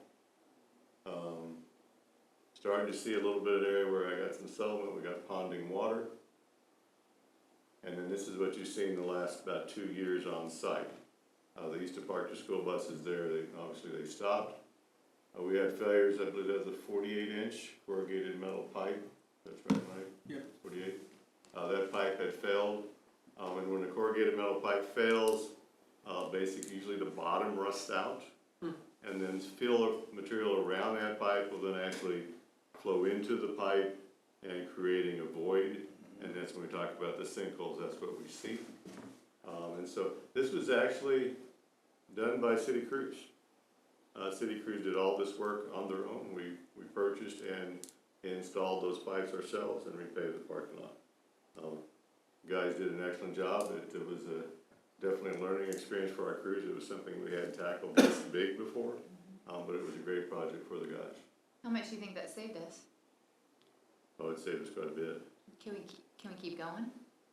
But we have a crew that really likes to do these types of projects. Yeah. So they're actually knocking off some of our smaller projects, smaller great. pipes, instead of contracting those out. And this is kind of a final view of the stormwater system there. It actually goes underneath the parking lot, which is what we replaced, and it continues on and daylights into the creek. We talk about orange fence projects. Orange fence projects got the name because we put orange fences around. Those fences can be there for years. So the first example here, this is a typical thing we see. This is in a street. This is just outside an inlet. There's a corrugated metal pipe under the roadway, and that has started to fail. And so what we did is we did a temporary repair just to make it safe, but that does not include replacing the pipe under the road. And so that would be the next step on that project. That's what a lot of our pipes look like. That's the bottom gets rusted out just over time. And again, material falls into that, and we create those voids. Corrugated metal pipe, we have about 15.5 miles of corrugated pipe in the city. And it's not self-healing pipe, it's getting worse and worse and worse. So these things are going to continue to accelerate. There's just a section of crushed warped pipe that we took out. Brian? Yeah. 15 miles of pipe, correct? And Just corrugated metal. right, and how many feet we get $1.1 million a year in our stormwater fee. How many feet of stormwater pipe does that buy us? Well, what we figure on these average size projects like this, we can do 4 to 5 a year. And so, depending on, it's really dependent on the pipe size. The 48-inch pipes are horribly expensive. The 18 are gonna be less. These areas were previously dug, and so it's not like we're gonna have encounter rock per se on the excavation. have been previously excavated. I'll have to get a number on it, kind of an average price per foot, but Okay. And it also depends on depth. Some storm pipes are really deep, some are shallow, and the depth increases the price tremendously when they have to dig a lot deeper. and if you look on our website, there's actually a video of our second and Chestnut project where we're replacing, I believe, 72-inch pipes. But that thing had to be 20-25 feet deep, and so the benching back of the ground and the trench boxes that went in there, just astronomical costs. That took over a year, didn't it? Hmm? Yeah. Took over a year. Yeah. You guys really undercut the dramatic point I was trying to make, but Right. point being, we have 15 miles of corrugated metal pipe and $1 Yeah. million of funding buys us maybe a few hundred feet a year. So, For Orange Trench project, we have a book that we're actually trying to get that actually online on a stormwater page. Oh, good. But we have over 100 projects. And we can, currently, and we can do 4 or 5 a year. I got asked that a lot this week. Where's the list? Is it online? And it keeps growing. Yeah. We did a hard copy book, and we have over 100 in the book in the last couple of years because of staffing. It hasn't been updated real well. But GIS has offered to help and put together a page that we can start transferring these electronically to GIS. And then every time someone calls, which this week and last week we've had several calls, but when they call, we'll take that address and we'll put it in there and it'll be on the map, so they'll be identified. Just out of curiosity, I'd have to ask, I mean, it's probably astronomical, but I'm guessing they make like coated pipes and stuff these days. Yeah, there's the galvanized pipe, there's Aluminized. aluminized pipe, which may be a little. HDPE, there's Plastic. reinforced concrete pipe. There's also some HDPE high density, which is for bigger. The corrugated metal, the problem with it is that it went in all the subdivisions back in the 70s and 80s, but nobody realized how much chemicals affect it and salts. So when you salt roads for in the winter, and then all the fertilizers and chemicals go on lawns, get in our storm system, we're not using corrugated metal. If you see a metal pipe go in, it's aluminized, and the only reason we use it is for depth of coverage. Oh, okay. Because your So other you're pipes are using thicker, different ones now, right? so Okay. we can't use it unless we can get the coverage for the road. So right now, any road crossing that we do is concrete. Mhm. But I mean, we started that, I mean, that was a number of years ago, but we're living with what happened in the 70s. Sure, okay, thank you. Just a couple of the known stormwater issues, go ahead and start clicking. Just things around town, this was actually a pipe that had concrete slabs placed over top of it. Yeah, we don't know who made the retaining wall there. It's concrete slabs, like sidewalk slabs, it's like 4 or 5 foot wide concrete slabs stacked on top of each other. In this same area, there are significant sinkholes and erosion issues. Here we talk about sinkholes, this is in a yard. Those are all sinkholes in someone's yard. This is all on Franklin Street, those 3 pictures. Yeah, this one. Another area. This is actually in one of the, last week when a gentleman talked about 6th Avenue and Chestnut, that road being closed for like a couple of years. This is actually from down inside the pipe looking up. How high That's is the that? sky. Wow. Yeah, how high is that, right there to the top of that entrance? It's like a 6 Yeah, foot probably pipe. about 6 foot. That was found when the guy was mowing his yard. Luckily, his mower did not fall through the Yeah. hole. But he So- called us immediately when we fenced it. Uh, And it has gotten bigger. Huh. And those are things, he talked about that project, that project is in work. We have to get easements from the both ends, which are, in work, the project is already designed. And so once that's done, we'll start working on that project. this that's is- one of the several residents that came Yeah. last Where's week. that That's right that there? project. Is that Iowa? Or where's that one? This one is, what's I'm that? trying to remember where that one's at. That's the big one that happened just, about last week. And the Oh. residents said they had their daughter standing on the edge of the Oh, hole. that's on Walnut. Yeah, okay. Oh my gosh, that's terrible. That's a humongous void right there. Just to clarify, last week you had some people in, and one of them was on Oak Street, and one Yeah, was on okay, Chestnut. yeah. The Oak Street, when we fenced it and it's a hole, it's not threatening anything, but it's part of the same system that the Sixth Avenue and Chestnut that we're gonna fix is, which is also part of the same that Sixth Avenue and Spruce was, That we that just we see it. just did, and another Sixth Avenue in Spruce, we replaced the pipe that went through the church alley there, the Broadway church. So that whole system is gonna be new eventually, but that's how dramatic it can be, and you just can't do the whole system at once. We did on the second Chestnut, cause it was a very large pipe and, you know, caused that sinkhole underneath the edge of the property or building and all that, so. The last one you're familiar with, was last year when the truck fell through the parking lot up there at Bob Doherty Park. Once we pulled the truck out, that's kind of the hole that was remaining. Man. Where did that go? To the river? That actually was, it's a brick pipe, Yeah. a perfectly round brick pipe, and it used to be a combined sanitary and storm sewer that dumped straight to the river. The sanitary was removed from that, but it's, I don't know the age of that, but it's a very old system. We did a localized repair, to close the hole, but that whole system, up to Esplanade, Yeah, it needs to be replaced. up to, well, past Esplanade, really up into the park.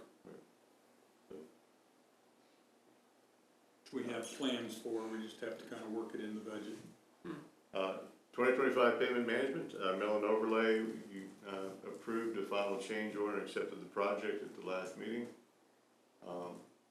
This number of streets, we actually concentrated a little bit in our business area off of 4th Street across from St. Mary's, the McDonald's, all those areas there, those outer roads were in pretty bad shape. The Taco Bell and Good Sense, we did that We area back in there too. went through and redid all those streets. Right there's that one. They were in very bad condition. Felt mine this morning when I was going there for lunch. Yes, So we did a good job. Yeah, throughout, we've been working our way north on 10th Street. We went up to, I believe, Gatewood this year. Next year, we go up to 11th Street, and that will tie in with our 10th and 11th project that's planned for next year. These various roads around the city that we did.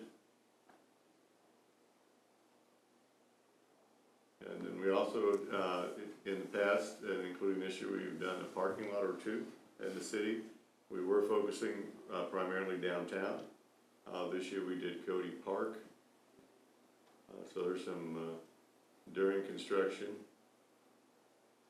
And then the completed project within the park. Pickleball people are happy. Yep. Yeah. UBAS on Eisenhower. UBAS stands for ultra thin bonded asphalt surface. This is the same product that was used on 4th Street from Ida up to Limit last year on the KDOT portion of the road. Same product that we used on Eisenhower. On all these projects, we do patching. If we have failed areas before we put this on, we patch locally so those don't come back. And then we do the UBAS treatment.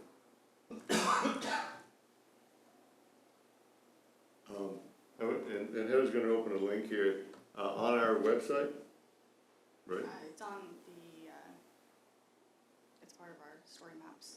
While we're starting, so I want to show, this is, get a feel for what we have done as a city, since 2015. In 2015, what you see is highlighted. 2016, we add to. 2017, these are all roads that have been treated, whether that's a surface seal or a mill and overlay. So you can see in the last 10 years, we have had a dramatic impact on the roads within the city. I like to show that just because it shows each year. Oh, yeah. How many of those roads since 2015, probably start with the oldest ones, have had to, you've already been back to redo them? I'm not sure we've. Not too many, we're real careful about doing that, but they will be coming up, you're correct. There'll be a time where they'll have to be resurfaced again. When we do a surface seal on a residential street, 7 to 10 years is kind of the life of that. The surface seals on a collector might be 4 or 5. If we would do it on arterial, it might be 2 or 3. And so that's kind of that lifetime. So we're actually seeing in our software that we use, it's calling out streets that we've already done. So. And No, go ahead. Right now, I don't think anybody's building a subdivision. But when a developer builds a subdivision, they put in the street, Correct. right? To city standards.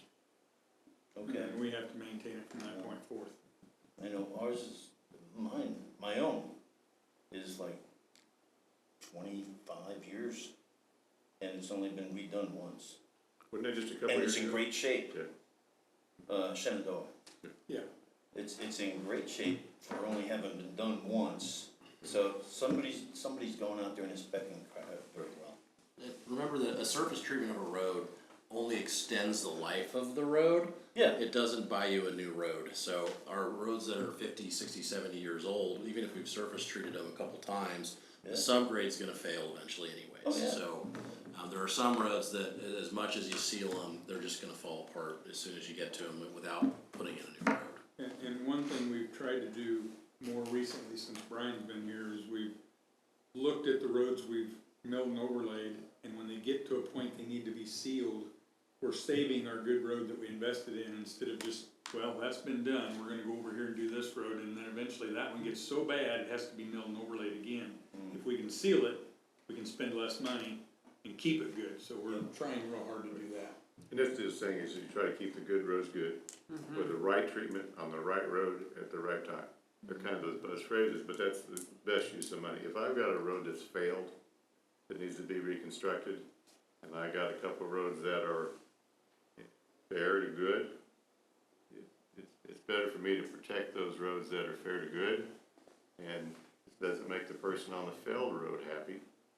But, you know, if I reconstruct that one, I spend all that money on reconstruction, and I now have to go back and reconstruct those other ones because I waited. Yeah.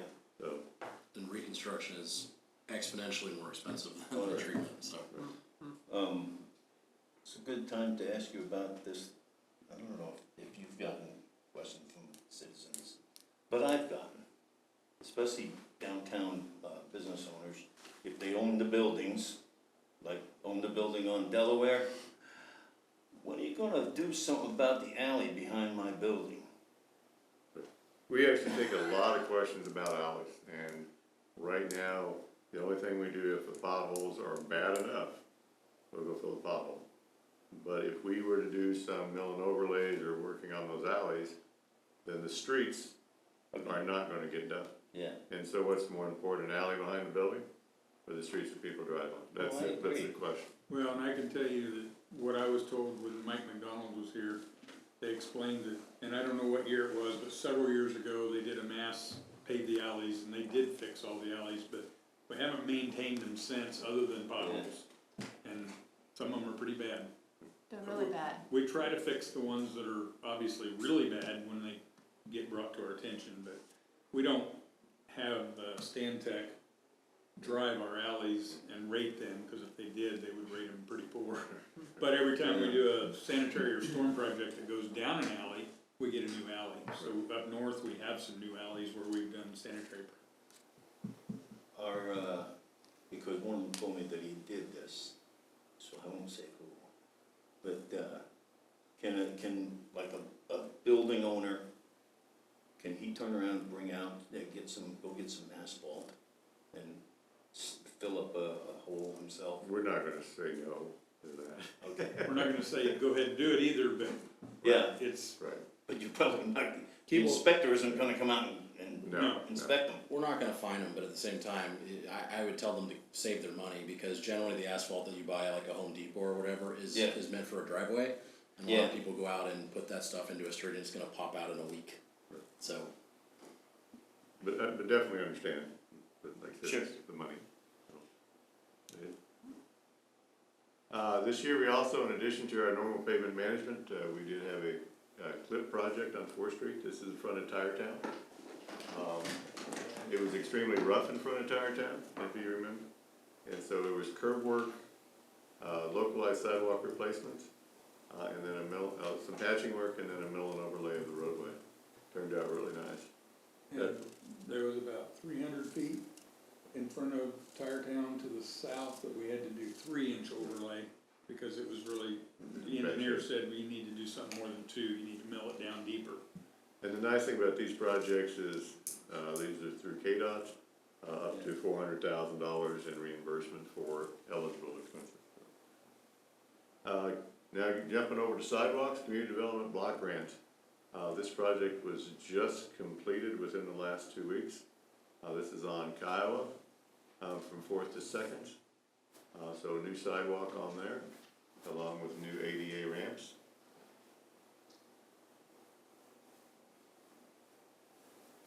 Then we also just completed, I would say probably last week, sidewalk on 2nd Avenue. This is by the church.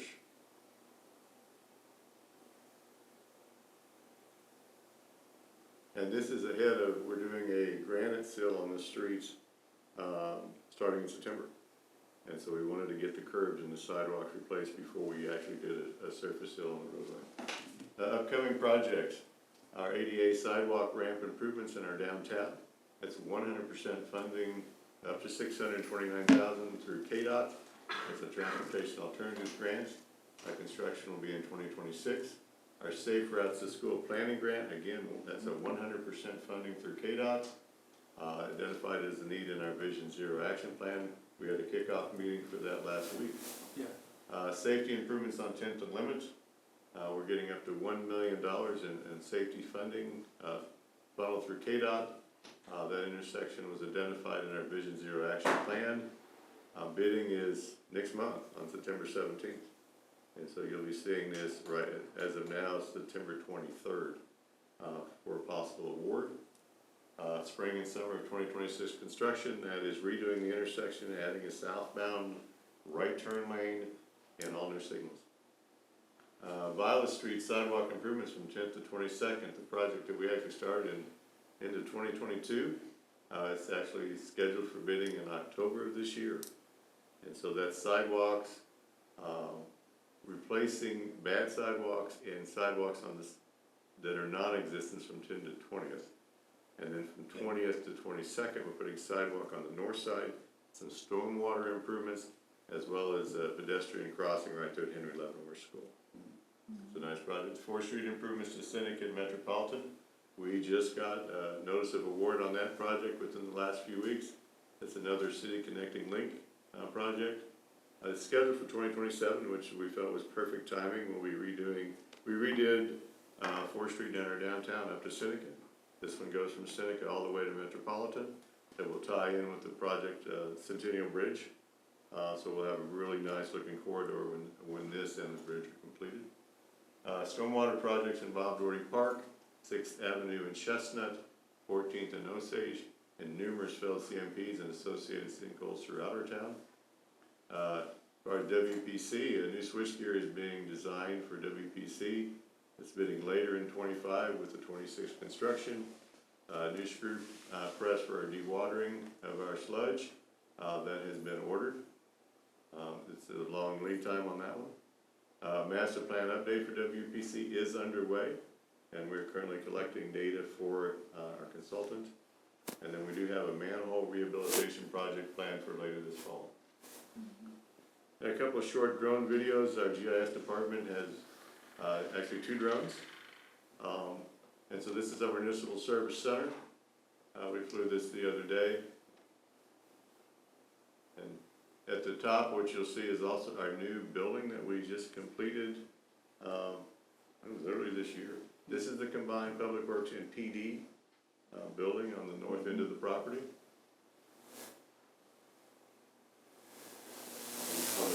Right in the middle frame. This is all our salt gear. The piles of material there is actually in advance of our granite seal. We're storing that for Vance Brothers will be using that as their stockpile. And so there's the new building.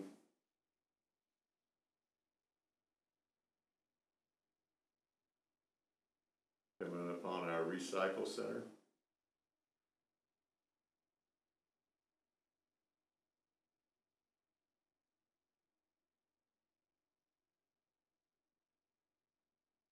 And that's our salt dome.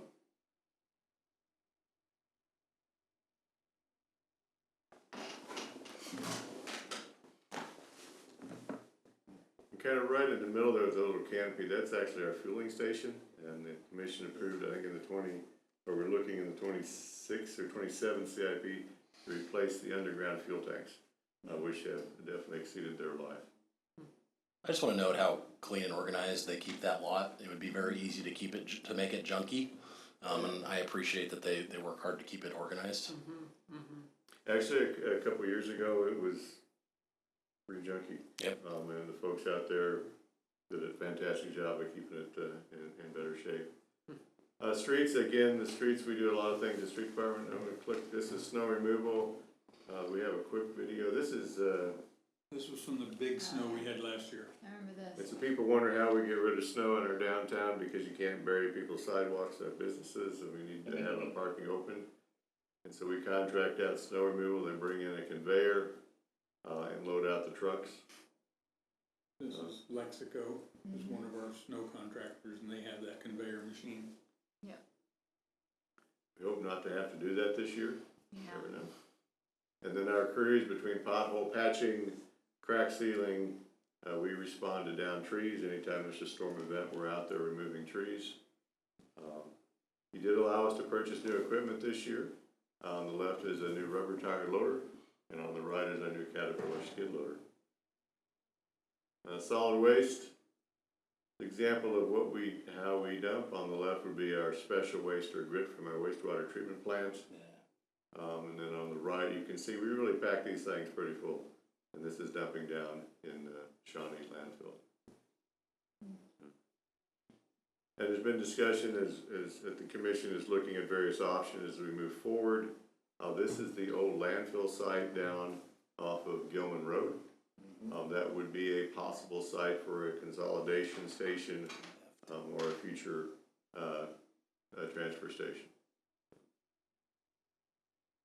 We also have an active brush site that is actually heavily used. It's on the other side of the railway tracks, right up against the Missouri River.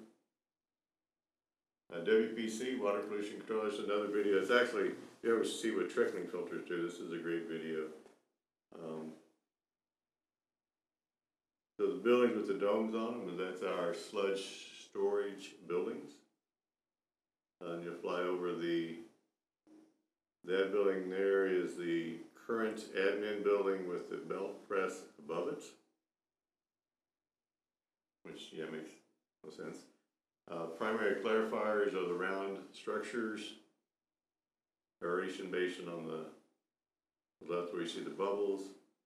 The building in the upper left is actually our UV disinfection. That's the final process before it is released. Those are our final clarifiers. And as he turns the drone, you'll actually see our new admin building. We got a certificate of occupancy on Friday for our new building. When's the ribbon cutting? Yeah. When's the party? We can set that up. If you wanna do it, we can set one up. It's nice. Tim's bringing brownies. So these are our 3 trickling filters.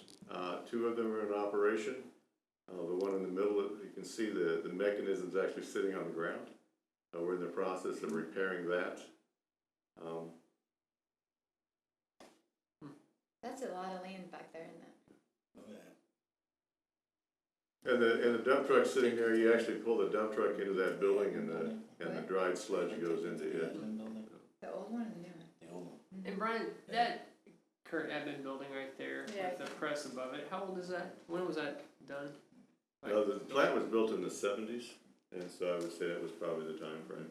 So somebody in the 70s had the great idea of putting that press above where Above where we were, yeah.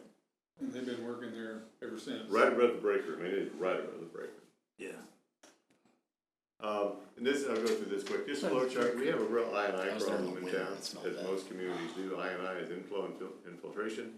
We really have a bad inflow problem, because what we're seeing when a rain event happens, the volume at the plant skyrockets very quickly, so it's direct connection into our system. So we're in the process of trying to find those locations. Just again, photographs of them removing the mechanisms for the trickling filter. There's an example of a sewer line that we're going out to bid, I think, this week. Yep. This is actually kind of behind the industrial park. It's behind the Doggy Doggy daycare, Roverwood or Rover something Yeah. there. Yeah. Okay, it's behind there and it's straight north of the back of the Walmart store. This pipe used to be underground. This is the problem with erosion in this ditch. This was a buried pipe. Over time, stormwater has come through it, and so this pipe now is an aerial crossing. It's not supported. It's out in the air. And so we have a project to come and to rework that. And then just some quick pictures of the new building at WPC as it goes up. There's our new conference room, Oh, that's nice. break room, and then some of the offices that we have out there.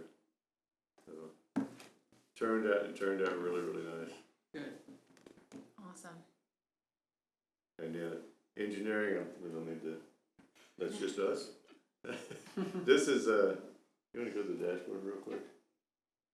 So this is something our inspectors do. Shane is one of our main inspectors, so we got a project. Everything's used by tablet. It goes to, locked into this.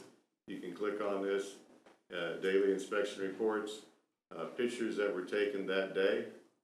So everything is kind of real time. Something's happening in the field, we know about it, so.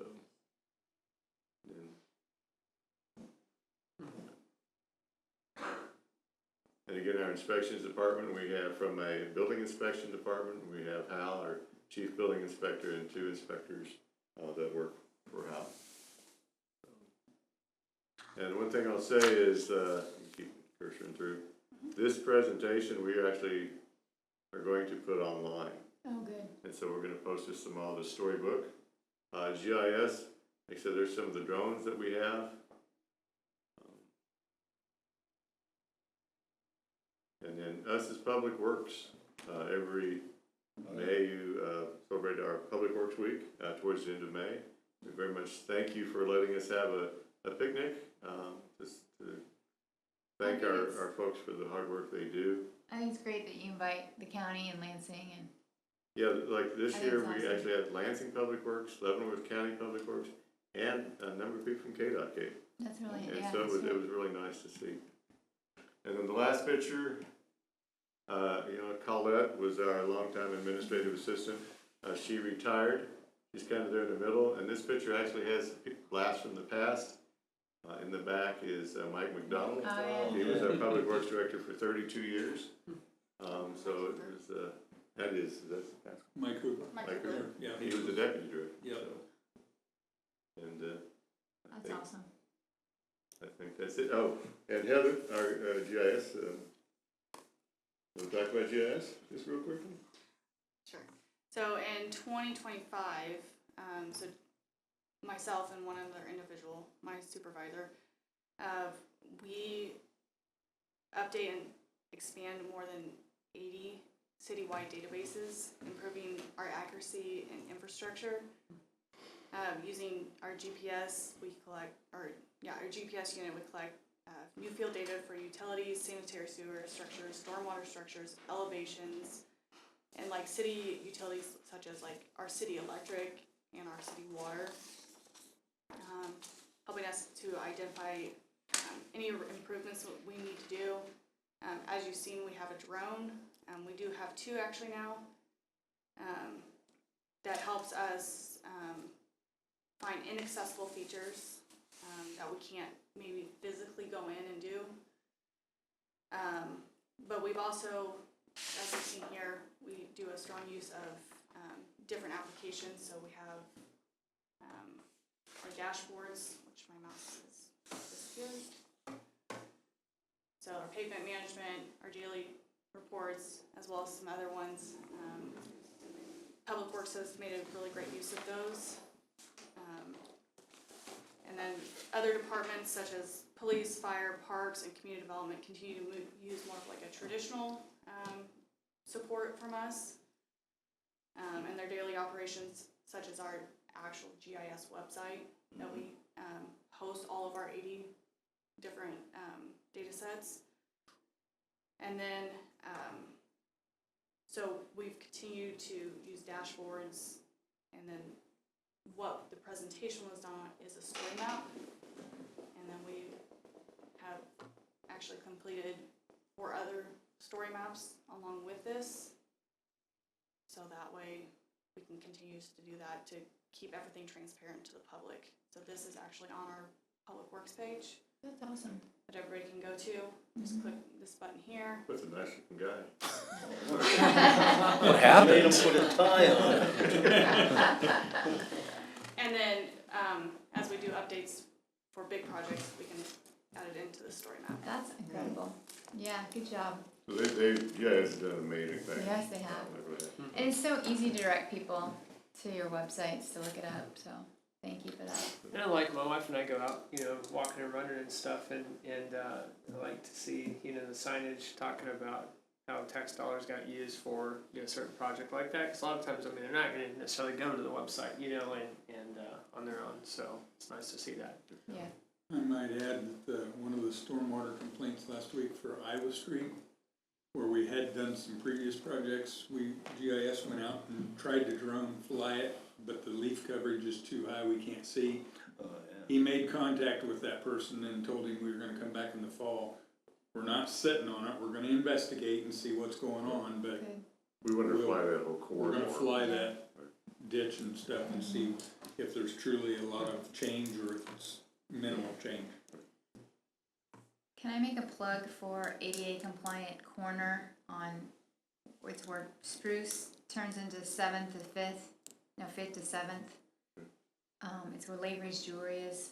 Yeah. That lady calls me, quite often. If we can put that on one of the lists. We have it on the list. Okay, good. I've talked to her myself several times. Okay, And we're not ignoring it, but that's a very difficult one to do. If you remember, she's got that cobblestone looking sidewalk. And to go up to the building, if you'll look, she's got like concrete pushed up to get in her building. We're not sure what we can do without doing a lot, and we can do the intersection to where she can have people come out of the car and go Yeah. up. But they still gotta get in her building, so it's on our to-do list and it's there and we're aware of it. okay. We gotta work it That in was- in that one of our was a challenge. projects. That was- We gotta work it in, but we're trying Okay. to still Maybe figure it just out. keep her in the loop. I think that makes her happy. Okay. Any other questions for us? No, thank you. That was a really good report. Yeah.